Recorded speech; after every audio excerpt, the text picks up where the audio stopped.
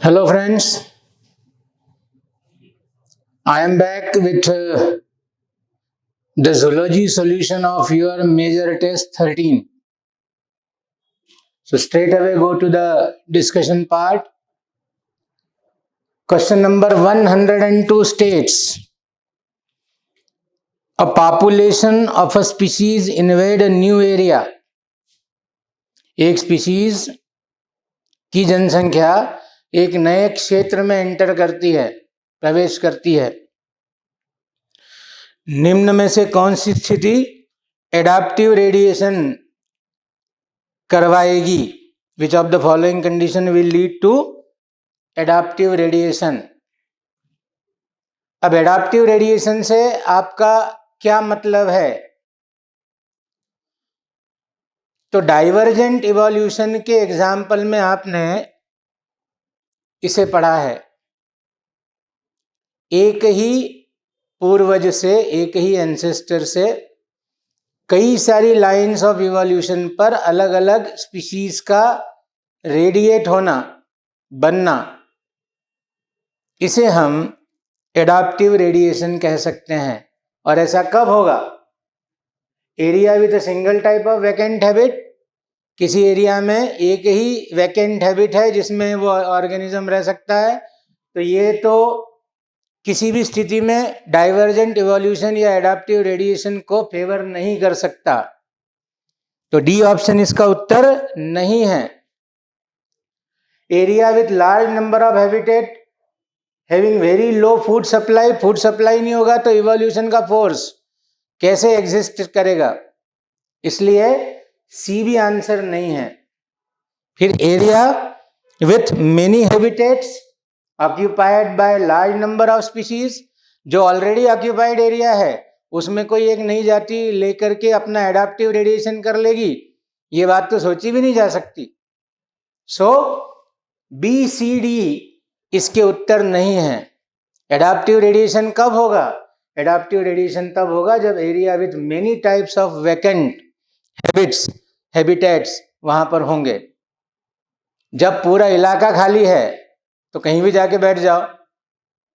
उसी तर्ज पर यदि वैकेंट हैबिटेट की पूरा एक एरे अवेलेबल है ऑर्गेनिज्म को, तो अलग अलग हैबिटेट के हिसाब से अलग अलग इवोल्यूशनरी लाइन डेवलप होगी और यही एडाप्टिव रेडिएशन होगा। तो for this answer I will go with option A. अब ये ध्यान से देख लीजिए, एक एनसीईआरटी का ओरिजिनल डायग्राम है केमिकल कोऑर्डिनेशन का, और इसकी लेबलिंग यदि आप स्टडी करेंगे तो आपको मिलेगा उत्तर कि D, A is protein hormone, B is receptor and C is cyclic AMP. So इस आंसर को आपको एनसीईआरटी से स्टडी करना है। ये लेबल डी ऑप्शन के साथ आपको लगे मिलेंगे, इसलिए इसका राइट आंसर होगा डी। Question number 104। अब ये थोड़ा सा सोचने वाला क्वेश्चन है। Humans have acquired immune system. Acquired मतलब स्पेसिफिक, जो किसी एक इन्फेक्शन के बाद डेवलप होता है। जैसे कोविड के इन्फेक्शन के बाद जो इम्यूनिटी बनी वो कोविड की एक्वायर्ड इम्यूनिटी थी। So acquired immune system that produces antibodies to neutralize pathogen. Still innate immune system is present at the time of birth because it is. अब देखो ध्यान से सुनो, एक्वायर्ड इम्यूनिटी बर्थ के बहुत बाद डेवलप होती है, जैसे जैसे एक एक इन्फेक्शन होता जाता है वैसे वैसे, लेकिन innate immunity by birth body में प्रेजेंट होती है। इसको कॉन्जेनाइटल या नेचुरल इम्यूनिटी भी बोलते हैं, या इनबॉर्न इम्यूनिटी भी नाम दिया जा सकता है। तो अब ये क्यों प्रेजेंट है बॉडी में शुरू से? तो let us consider one by one option. Option number A has natural killer cells which can phagocyte and destroy microbes. Yes, ये काम इन्नेट इम्यून सिस्टम करता है। Provide passive immunity. Passive immunity का कोई लेना देना नहीं है। दोनों टाइप में इम्यूनिटी के दो टाइप होते हैं, एक्टिव एंड पैसिव। तो बी आंसर कहीं से कहीं तक मैच करने वाला नहीं है। सी है is very specific and uses different macrophages. तो मैक्रोफेजेस तो दोनों सिस्टम में काम कर सकते हैं, तो ये भी नहीं है। And produces memory cell, memory की जरूरत पड़ेगी एक्वायर्ड इम्यूनिटी को, क्योंकि एक बार इन्फेक्शन के बाद उसको उसकी इंफॉर्मेशन स्टोर रखनी है कि इसके खिलाफ मैंने कैसे एक्ट किया था। सो डी भी नहीं हो सकता। सो for this answer A is the best among the given 4 and hence 104 के आंसर के लिए मैं ऑप्शन ए के साथ जाना पसंद करूंगा, ऑप्शन ए के साथ। नेक्स्ट क्वेश्चन पे चलते हैं। Question number 105, select the incorrect statement regarding inbreeding. Inbreeding मतलब उसी स्पीशीज के एनिमल्स में उसी एनिमल की बॉडी के अंदर उसी के मेल गैमीट का उसी के फीमेल गैमीट से होने वाला fusion, autogamy in the sense of botanical terminology. तो सेल्फ फर्टिलाइजेशन यदि हो रहा है तो उसके लिए इनकरेक्ट स्टेटमेंट इनमें से कौन सा है? Which is the incorrect one? ध्यान देना इनकरेक्ट पर।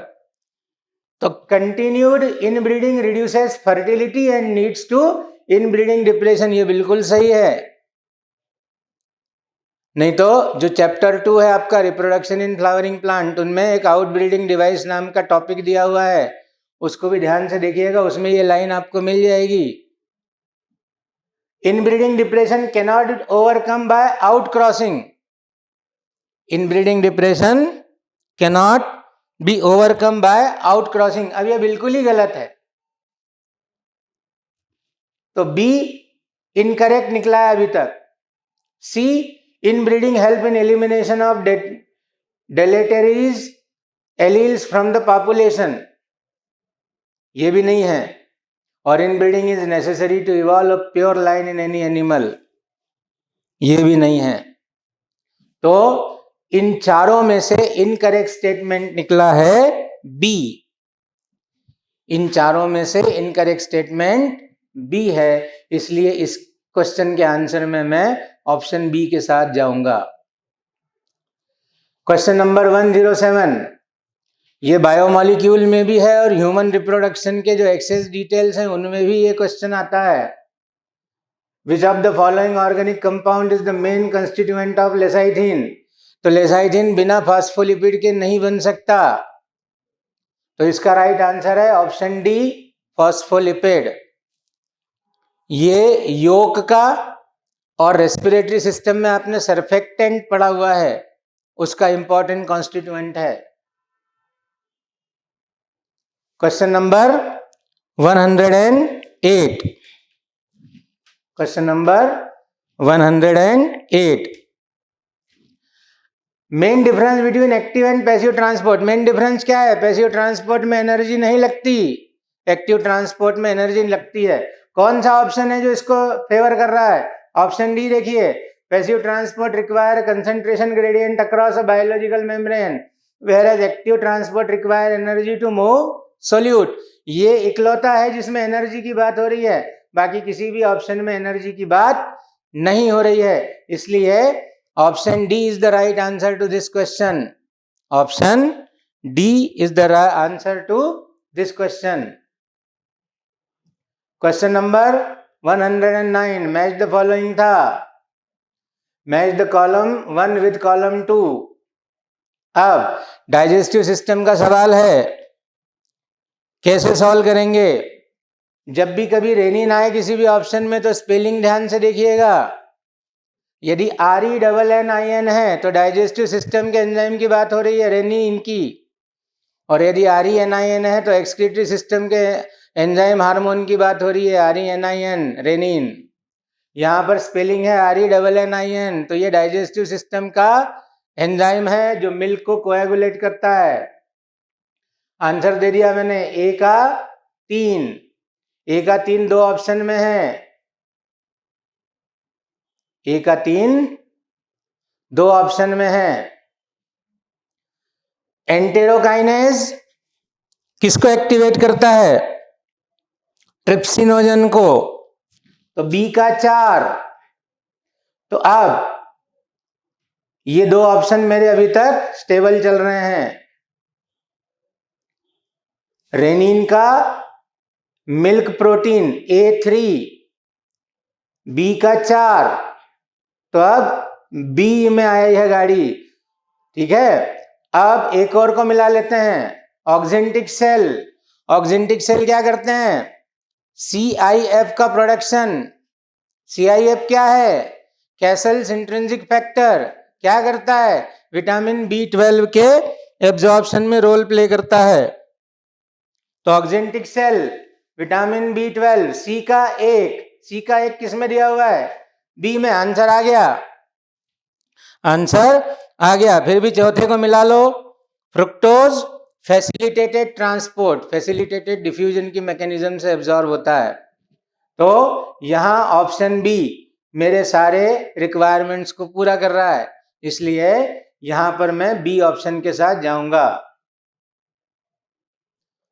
110 क्वाशियोर-कोर डिजीज इज ड्यू टू। तो क्वाशियोर-कोर प्रोटीन डेफिशिएंसी से होने वाली डिजीज है, प्रोटीन डेफिशिएंसी से होने वाली डिजीज है। तो कार्बोहाइड्रेट की डेफिशिएंसी भी नहीं है, simultaneous deficiency of protein and fat भी नहीं है, एंड प्रोटीन एंड कैलोरीज भी नहीं है। तो protein deficiency not accompanied by calorie deficiency, ये क्वाशियोर की कैलोरीफिक डेफिनेशन मानी जा सकती है। तो ऑप्शन बी 110 का राइट आंसर है। क्वेश्चन नंबर 120 का ऑप्शन बी राइट आंसर है। Question number 111, select the correct statement. अब इसके चारों ऑप्शन को कंसिडर करने से पहले ये याद कर लो कि ह्यूमन लंग्स होते हैं सनकन, उनमें ऐसी कोई अपनी मसल नहीं होती जिससे वो खुद एक्सपांड हो और खुद रिलैक्स हो। तो एब्डोमिनल कैविटी और डायफ्राम की मसल को उसे ऐसा करने में सपोर्ट करना पड़ता है। तो जब थोरेसिक कैविटी की मसल थोरेसिक कैविटी का वॉल्यूम बढ़ाएगी तो प्रेशर कम होगा। प्रेशर और वॉल्यूम में कैसा रिलेशन है? इनवर्स। बॉयल्स लॉ याद करो। तो इसके तारतम्य में आपको इसका आंसर ढूंढना है। तो inspiration occurs when environmental pressure is more than pulmonary pressure. तो क्या है इसमें सही आंसर? इसका सही आंसर है डी। क्या बोल रहा है? Intra pulmonary pressure is lower than the atmospheric pressure during inspiration. ये इसमें से करेक्ट स्टेटमेंट है जिसके बेस पर इंस्पिरेशन को हम हमेशा से डिफाइन करते आ रहे हैं। तो for this answer I will go with option D. Next question में चलेंगे। The maximum volume of a air a person can breathe in after a forced expiration. आपको पल्मोनरी वॉल्यूम्स और पल्मोनरी कैपेसिटीज याद हैं। तो कोई एक आदमी जब फोर्स्ड एक्सपिरेशन करेगा तो टाइडल वॉल्यूम भी वो एक्सपायर कर चुका और एक्सपिरेटरी रिजर्व वॉल्यूम भी वो एक्सपायर कर चुका। तो उसके लंग्स में अभी इस समय फोर्सफुल एक्सपिरेशन के बाद जो हवा अवेलेबल है, जो एयर अवेलेबल है, वो कौन सी है? RV, residual volume. फिर इसने लंग्स में हवा भरनी शुरू की तो मैक्सिमम वॉल्यूम ऑफ एयर उसको ले जाना है। तो सबसे पहले वो ERV भरेगा, फिर वो TV भरेगा, फिर वो IRV भरेगा। तो IRV plus TV plus ERV किसके बराबर होता है? टाइडल वॉल्यूम के। किसके बराबर होता है? टाइडल वॉल्यूम के। तो वाइटल कैपेसिटी VC इसका सही आंसर है। VC is equal to, formula देख लीजिएगा, ERV plus TV plus IRV। तो क्वेश्चन नंबर 112 में राइट आंसर होगा D, vital capacity. Question number 113, ये थोड़ा सा ट्रिकी है भाई. All the components of the nodal tissue are auto-excitable. Nodal tissue cardiac conduction system में आपने पढ़ा है. ऐसे नोड, एवी नोड और उनको जोड़ने वाले मसल फाइबर के ट्रैक्स, इन सबको मिला करके कहते हैं कार्डियक कंडक्शन सिस्टम. और ऐसे नोड को ही ऑटो एक्साइटेबल क्यों बोला गया है? क्योंकि जैसे जैसे उसकी सेल पर स्ट्रेच आएगा वो डीपोलराइज होना शुरू कर देगी. यहां पर दो शब्द हैं भाई, एक ऑप्शन में थ्रेशोल्ड पोटेंशियल यूज किया है और एक ऑप्शन में डीपोलराइजेशन यूज किया है. तो थ्रेशोल्ड पोटेंशियल का मतलब इंपल्स नहीं होता, डीपोलराइजेशन, इनफैक्ट कंप्लीट डीपोलराइजेशन का मतलब इंपल्स होता है. तो किस ऑप्शन में कंप्लीट डीपोलराइजेशन की बात हो रही है? ऑप्शन बी में. किस ऑप्शन में कंप्लीट डीपोलराइजेशन की बात हो रही है? ऑप्शन बी में. इसलिए for answering 113 I will go with option B. Right answer is option B. SA node has the highest rate of depolarisation. Question number 114. अब ये कार्डियक साइकिल के नॉलेज को टेस्ट करने वाला क्वेश्चन है. A specialized nodal tissue embedded in the lower corner of right atrium close to atrioventricular septum is called AV node. Pace setter की बात हो रही है. Delays the spreading of impulse of heart to heart apex for about 0.1 second. 0.1 second. This delay allows, क्या allow करता है ये देरी? तो इस देरी के कारण एट्रिया कंप्लीटली भर पाते हैं. एट्रिया कंप्लीटली खाली हो पाते हैं, सॉरी, है ना, खाली हो पाते हैं. तो ऑप्शन बी इस क्वेश्चन का राइट आंसर होगा. Option B, the area to empty completely. Biotechnology का क्वेश्चन है अगला. अब इसमें रिस्ट्रिक्शन एंडोन्यूक्लियस और एक्सोन्यूक्लियस दोनों हैं. तो ऐसे क्वेश्चंस में हमेशा ध्यान से देखो. एक्सोन्यूक्लियस डीएनए को बाहर बाहर से कट करेगा, एंडोन्यूक्लियस डीएनए के अंदर जाकर के कट कर सकता है. कौन से ऑप्शन ऐसा कह रहे हैं? Removes nucleotide from the ends of DNA. Ends of DNA मतलब एक्सोन्यूक्लियस, एंड्स ऑफ डीएनए मतलब एक्सोन्यूक्लियस. तो बी का 4 कौन से ऑप्शन में दे रहा है? 2 में, बी और डी. अब चलो, डीएनए को अंदर से कौन काट रहा है? Cuts DNA at specific position. A का 3, ए का 3, बी का 4. किसमें दिया हुआ है? ए का 3, बी का 4. आगे जाने की मुझे जरूरत नहीं है, राइट आंसर आ चुका है. लेकिन फिर भी आगे आगे बताओ. डीएनए लाइगेज डीएनए को जोड़ने वाला एंजाइम है, तो जॉइंस द डीएनए फ्रेगमेंट्स. और जो बचा Taq polymerase extend primers on genomic DNA template. Answer D. Answer आ गया डी. अगले क्वेश्चन में चलिए.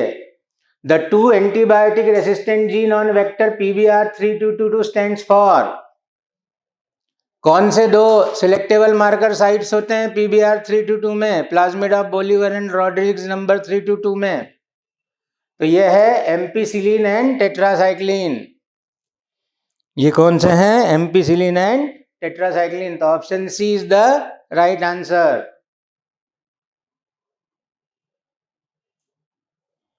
Question number 117. एनसीईआरटी की लाइन है, बायोपायरेसी की definition. Exploitation of bio resources by nation by multinational companies without authorisation from the concern country is referred to as biopiracy. Pirated माल है ये, इसे यूज नहीं करना चाहिए कभी भी. नेक्स्ट क्वेश्चन है 120. एनिमल क्लासिफिकेशन का सवाल है. ओफियूरा इकाइनोडर्मेटा का मेंबर है. ओफियूरा इकाइनोडर्मेटा का मेंबर है, तो ए का 3, 2 ऑप्शन में दिया है, बी और डी। फिर Physalia, Portuguese man of war, Coelenterata, तो Physalia Portuguese man of war, B का 4 इधर भी है, बी का 4 इधर भी है, कंफ्यूजन बरकरार है अभी तक। फिर पिंटाडा, पर्ल ऑयस्टर, मोलस्का, सी का 1, कौन से ऑप्शन में? सी का 1, डी में है और किसी में नहीं है, आंसर आ चुका है, डी का 2, प्लेनेरिया प्लेटीहेलमिन्थिस। तो for answering question number 120 I would prefer to go with option D. Option D. 121. Which of the following animals are true coelomate with bilateral symmetry? अब देखो, प्लेटीहेलमिन्थिस एसिलोमेट है, एस्केहेलमिन्थिस स्यूडोसिलोमेट है, एडल्ट इकाइनोडर्म्स में एंटेरोसिलोम बनती है, ट्रूसिलोम type की एंटेरोसिलोम बनती है, लेकिन एडल्ट रेडियली सिमेट्रिकल हो जाता है, तो सिलोम का स्ट्रक्चर लॉस हो जाता है, रेडियली सिमेट्रिकल हो जाती है वो। तो कौन सा ऑप्शन कंप्लाई कर रहा है true coelomate with bilateral symmetry को? एनेलिडा। तो इसका आंसर है phylum Annelida, phylum Annelida. So I will go with option B.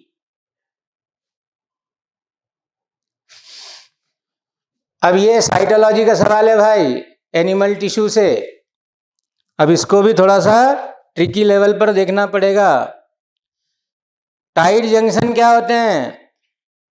Tight junction होते हैं establish a barrier to prevent leakage of fluid across epithelial cell. A का 3, एक ही option में दिया है, आगे जाने की जरूरत नहीं है, इज द राइट आंसर, लेकिन फिर भी टैली कर लें। Aiding junction, cement neighboring cells together to form a sheet. Gap junction, cytoplasmic channel to facilitate communication between adjacent cells. और synaptic junction, transmit information through chemical to another cells. तो option A is the right answer to this question. Question number 124. Which of the following statement is incorrect? तो आप जिसने cockroach ध्यान से पढ़ा हो वो याद कर सकता है कि 6 सेगमेंट में स्पर्मेथिकी होती है फीमेल की बॉडी में। तो राइट ऑप्शन है, मतलब राइट है, ट्रू फॉल्स नहीं है, इनकरेक्ट ढूंढना है। Female cockroach possesses 16 ovarioles in the ovary is very true. 8 ovariole की एक ओवरी बनी रहती है, तो 16 दोनों में, बिल्कुल सही। Cockroach exhibit mosaic vision with less sensitivity and more resolution. ये ऑप्शन में जहां लेस आना चाहिए था वहां मोर कर दिया, जहां मोर आना चाहिए था वहां लेस कर दिया है, इसलिए ये गलत है, इनकरेक्ट है। और mushroom shape gland is present in the 6th 7th abdominal segment, very right. A B D ये राइट स्टेटमेंट है। केवल सी में यदि वो बोलता more sensitivity and less resolution तो ये भी करेक्ट हो जाता, लेकिन उल्टा बोला है, इसलिए C is the incorrect statement among the 4 given. For answer is C. Question number 129। 129 question कह रहा है which of the following is a correct statement. Correct ढूंढना है अब। तो आईओडी गैमेटोजेनेसिस को रोकती है क्या? नहीं, गया। IUD once inserted need not to be replace, ये भी गया। IUD are generally inserted by the user अलसेफ, ये भी गया। 3 गलत आ गए। अब चौथा, IUD increase phagocytosis of sperms in the uterus. तो ये आईओडी का जनरल रोल जो एस्टेब्लिश किया है एनसीईआरटी में, ये वो है, इसलिए correct statement A. Correct statement A. Question number 130, ये पहले भी पूछा जा चुका है टेस्ट में। विच of the following sexually transmitted disease do not specifically affect reproductive organ. तो एड्स में इम्यून सिस्टम अफेक्ट होता है और हेपेटाइटिस बी में लिवर। तो ये दोनों, एड्स एंड हेपेटाइटिस बी, ये दोनों ऐसी बीमारियां जिसमें रिप्रोडक्टिव ऑर्गन पर इन्फेक्शन का कोई फर्क नहीं पड़ेगा। तो right answer is option A. Right option is a. अब 131, ये चैप्टर नंबर 1 और 3 का कल्मिनेशन क्वेश्चन है. मतलब जिसने चैप्टर नंबर 1 के कॉन्सेप्ट्स पढ़े होंगे वो इसको अप्लाई कर सकता है. तो सबसे पहले आएगा गैमीटोजेनेसिस. सबसे पहले आएगा गैमीटोजेनेसिस, फिर उसके बाद आएगा गैमीट ट्रांसफर.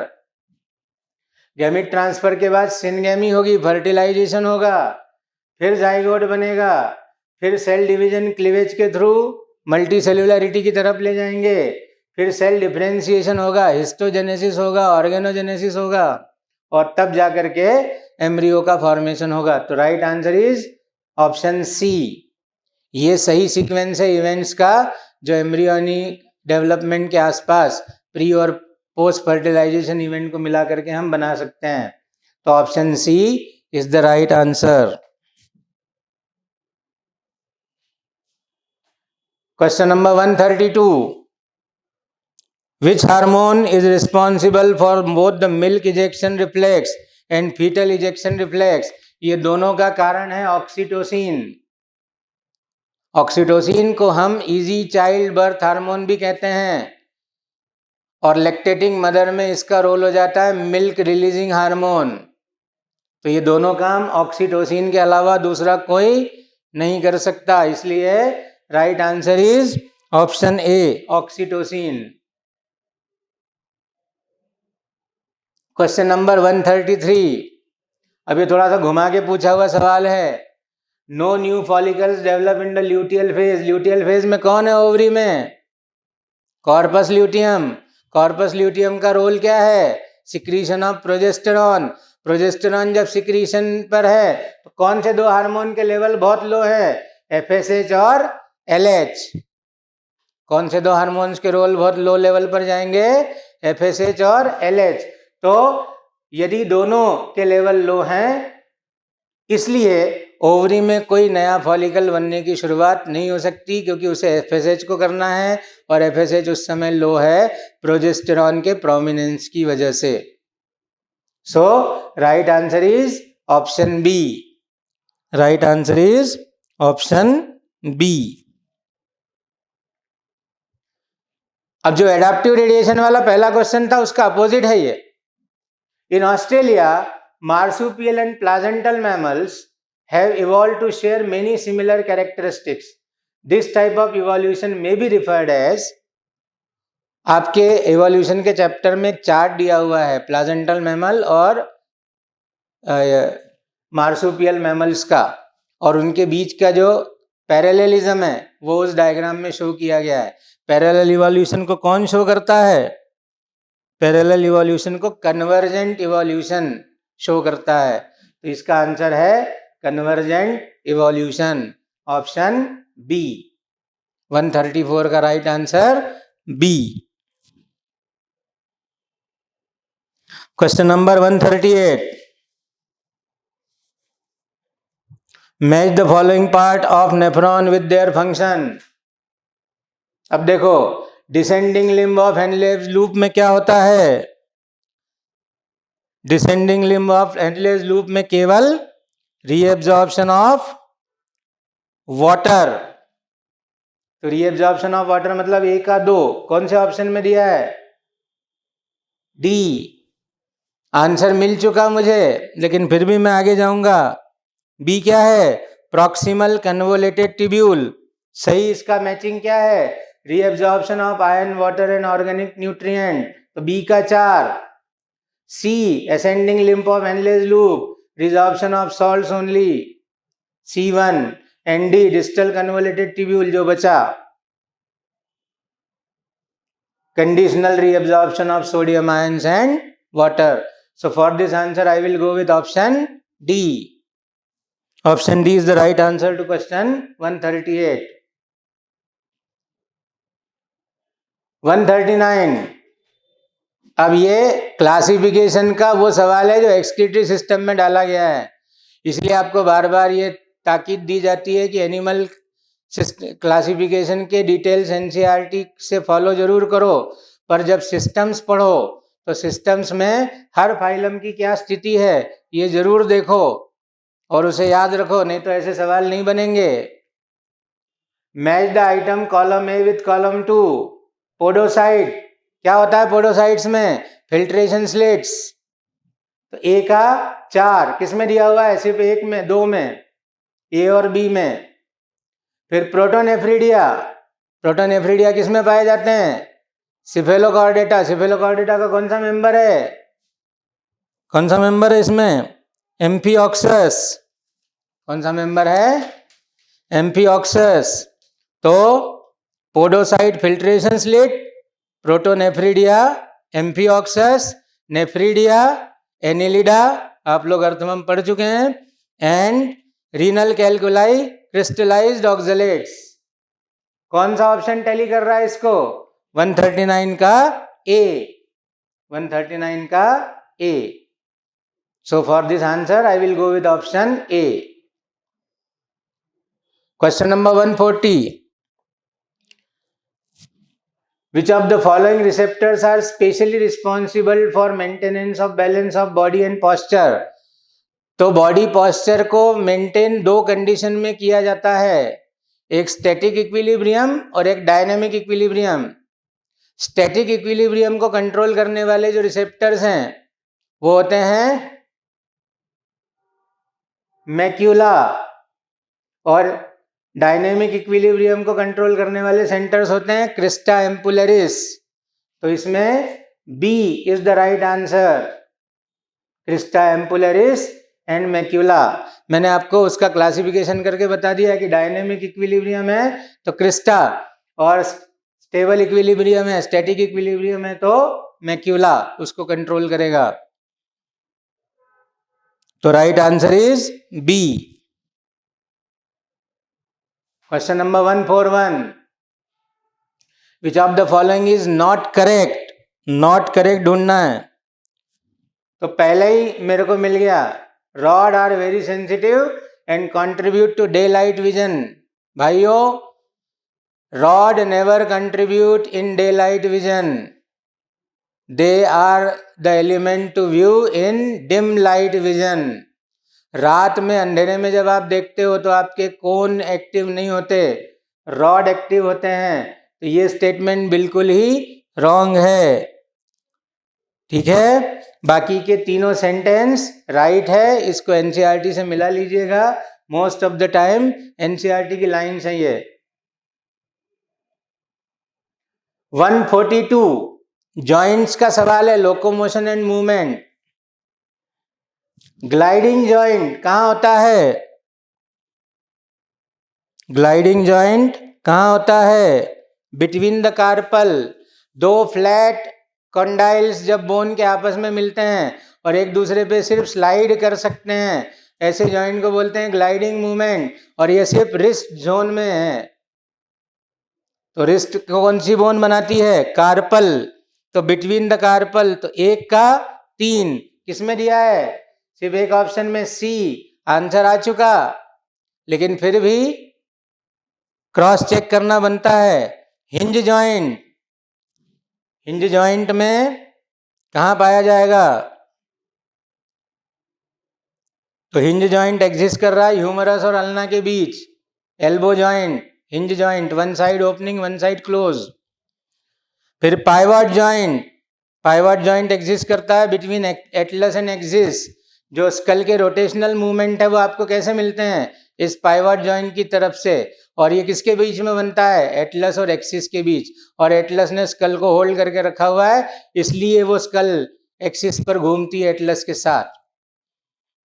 सैडल जॉइंट जो बचा between the carpal and metacarpal of thumb, carpal and metacarpal of thumb. जो जॉइंट फ्लेक्शन एक्सटेंशन और एबडक्शन एडक्शन 2 तरह की मूवमेंट अलाउ करता है, उसको हम क्या बोलते हैं? Saddle joint. तो इसके ऑप्शन में जो टैली हो रहे हैं ऑप्शन, वो है सी, वो है सी।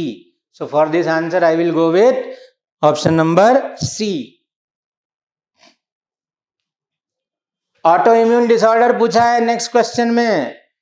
ऑस्टियोपोरोसिस, गाउट, आर्थराइटिस, ये सब नहीं है, केवल एक ऑटो इम्यून डिसऑर्डर दिया हुआ है, मायोस्थेनेमिया ग्रेविस। तो ये इसका राइट आंसर है। तो for 143 I will go with option C, myasthenia gravis. 144 artificial light, extended work time and reduce sleep time disrupt the activity of। तो ये डे साइकिल से रिलेटेड, सर्केडियन रिदम से रिलेटेड सवाल है। और सर्केडियन रिदम को कौन कंट्रोल करता है? Pineal gland.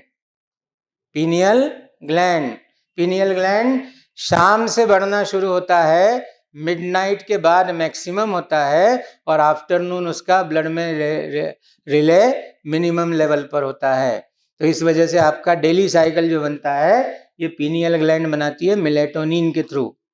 So right answer is 144 का D, pineal gland. 145 which of the following condition will stimulate parathyroid gland to release parathyroid hormone? याद करो पैराथ हार्मोन का काम बोन डीमिनरलाइजेशन हार्मोन है, मतलब बोन में से कैल्शियम निकाल के ब्लड में डालेगा। तो किसका लेवल कम होना पैराथायराइड हार्मोन के रिलीज का कारण बनेगा? Fall in blood calcium level, fall in blood calcium level. So option D is the right answer, option D is the right answer. 146 prosthetic group differ from coenzyme is that. तो यहां मैं दोनों के बीच बहुत simple आपको definition बता दूं। Prosthetic group बहुत टाइटली बाउंड करता है एंजाइम से और स्ट्रक्चरल कंपोजिशन के लिए रिक्वायर्ड होता है, जबकि कोएंजाइम लूज बाउंड करते हैं और फंक्शनल लेवल पर रिक्वायर्ड होते हैं। तो tightly bound to apoenzyme वाली बात कौन कर रहा है? Option D, option D. इसलिए 146 का राइट आंसर है ऑप्शन डी। अगले क्वेश्चन में आइए, अब बहुत दूर है जरा वो question. 160 a selectable marker is use. जब आप बायोटेक्नोलॉजी से रिलेटेड कोई एक एक्सपेरिमेंट करते हैं तो आपको कैसे पता चलता है कि रिकॉम्बिनेंट डीएनए आपके होस्ट सेल ने लिया है या नहीं लिया है, उसमें पहुंचा है या नहीं पहुंचा है? तो इसको करने के लिए आप help in eliminating the non transformants so that the transformants can be regenerated. ये सी वाला ऑप्शन इसका राइट आंसर है। इस वजह से सिलेक्टेबल मार्कर को यूज करते हैं। तो option C is the right answer to question number 160। अब इसके बाद फिर एक जंप मारनी है, 179 कोला एल्केलॉइड और कोकेन इज ऑब्टेन्ड फ्रॉम। जिसने हेल्थ वाला चैप्टर पढ़ा है ढंग से वो 1 मिनट में बता देगा, एरिथ्रोजोलाइन कोका, एरिथ्रोजाइलन कोका। तो option A is the right answer to this question. चलिए आगे चलिए। 190 थोड़ा सा ट्रिकी क्वेश्चन था। Which of the following statement is correct about the origin and evolution of man? Homo habilis probably ate meat. Probably है नहीं, वहां confirmatory evidence है हमारे पास कि होमो हेबिलिस नॉन वेजिटेरियन था और बोन मैरो और फ्लैश खाता था। तो A is wrong. Neanderthal man lived in Asia between 1 lakh to 40,000 years back. Yes, Neanderthal man का जो एक्सपांशन है वो यूरेशिया सेगमेंट में हुआ था। यूरोप एंड एशिया को मिला करके बोला है यूरेशिया। तो B is right. C agriculture came around 50,000 years back. No, agriculture started around 11,500 years ago. और the Dryopithecus and Ramapithecus primate existing 15 million years ago walk like man. No, quadrupedal movement था उसका। तो D भी नहीं, सी भी नहीं, ए भी नहीं, तो B is the right answer given. So for 190 I will go with option number B. Question number 196. 196 states malignant tumor of secondary lymphoid organ is called. तो अब मिलते जुलते नाम आप ढूंढते हैं तो लिम्फोमा आपको दिख ही जाएगा, लेकिन let me explain each option.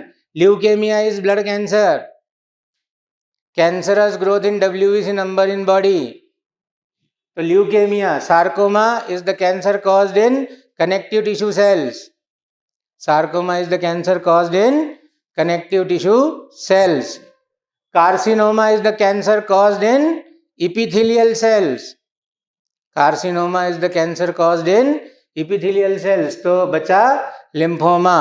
Lymphoma is the right answer to this question. So for 196 I will go with option D, lymphoma. 197 NCERT का क्वेश्चन है. Which can easily cross the placental barrier? IgG. Gamma immunoglobulin can cross the placental barrier.